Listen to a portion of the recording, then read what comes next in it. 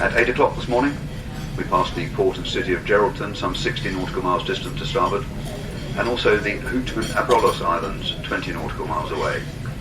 The Abrolhos Islands group is a chain of 122 islands and is one of the world's most important seabird breeding colonies, or breeding sites, I should say. The islands are the site of numerous shipwrecks, the most famous, of course, being the Dutch ship Batavia, of which some of you may have heard, which was wrecked there in 1629. The islands first appeared on a map in 1622, and the history of their naming remains debatable, being a mixture of the name of the Dutch explorer Frederick de Houtman, who apparently first discovered the islands, and the Portuguese noun for the reef, Abrolhos. So Portugal are claiming some of it, and Holland also some of it. At 1600, we'll round Cape Inscription on the northern tip of Dirk Hartog Island, 15 miles away on our starboard side. That island lies off the Gascoyne coast of Western Australia within the Shark Bay World Heritage Area, and it was named after Dirk Hartog, a Dutch sea captain whose ship first encountered the Western Australian coastline in 1616. The island is of the greatest historical importance, being the site of the earliest recorded European landfall on the Western Australian coast. Hartog left a pewter plate inscribed with details of his ship, the skipper and the senior officers making the historic landfall, and he nailed that to a wooden post at the northern end of the island. The location of the plate and Hartog's landing became known as Cape Inscription, and that's the name still in use today. Through the evening and overnight we'll sail north-northeasterly courses parallel with the coast until rounding Northwest Cape on our final approach to Exmouth. The town, lying in Exmouth Gulf, was established in 1967 to support the nearby United States Naval Communications Station and the Learmonth Solar Observatory. You can see the tall aerials associated with the communications station on the Cape Peninsula on our starboard side as we approach our anchorage. The town is named after Exmouth Gulf, adjacent to which it was founded. The explorer Philip Parker King was forced into the Gulf on the 11th of February 1818 and then spent the next 8 days exploring the region. And in the process he named the Gulf Exmouth after British Admiral Edward Pellew, 1st Viscount Exmouth, whose family seat lay in the county of Devon, as does the British town of Exmouth. We say Exmouth, I understand the Australian pronunciation is Exmouth, but they're referring to the same place.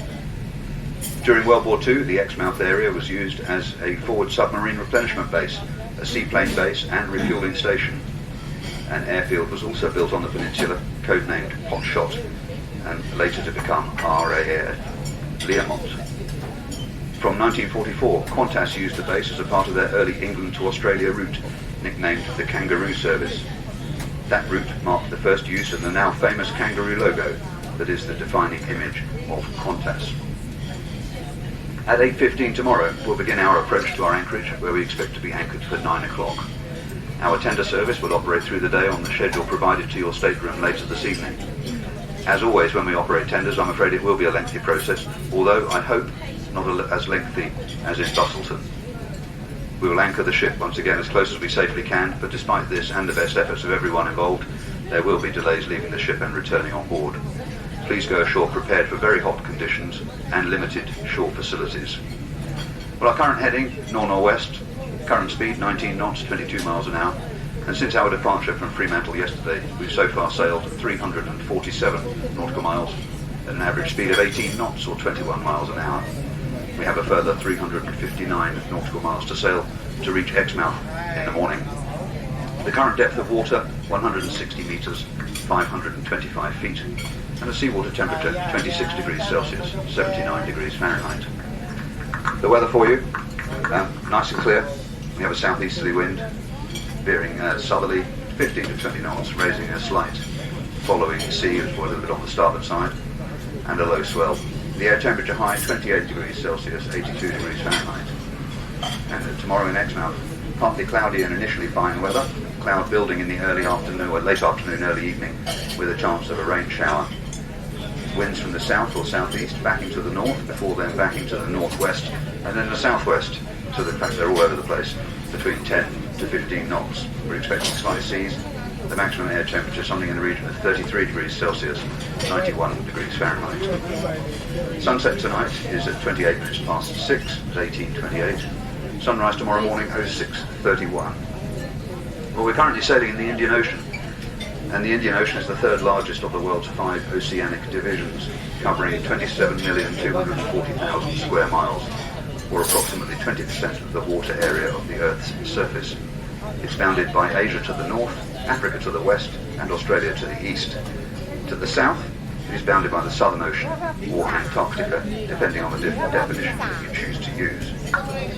Once called the Eastern Ocean, it's now named after India, which protrudes into it, and has been known by its current name since at least 1515. It was earlier known as the Eastern Ocean, a term that was still in use during the mid-18th century. It's the only ocean named after a country. It has an average depth of 3,741 metres, or 12,274 feet. All of it lies in the Eastern Hemisphere, and unlike the Atlantic and Pacific, the Indian Ocean is bordered by land masses and an archipelago on 3 sides, making it more like an embayed ocean centred on the Indian Peninsula. The Indian Ocean is the warmest ocean in the world, and also the youngest of the major oceans, and it has no fewer than 19 marginal seas, gulfs, bays and straits.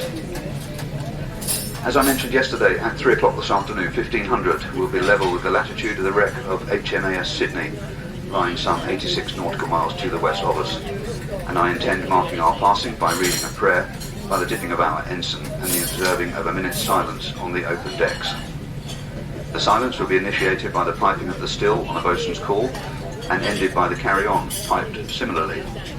Our piper today will be our youngest crew member, our deck cadet Archie Morant, whose great uncle served in HMAS Sydney, and who is a part of the company of 645 lost with the ship.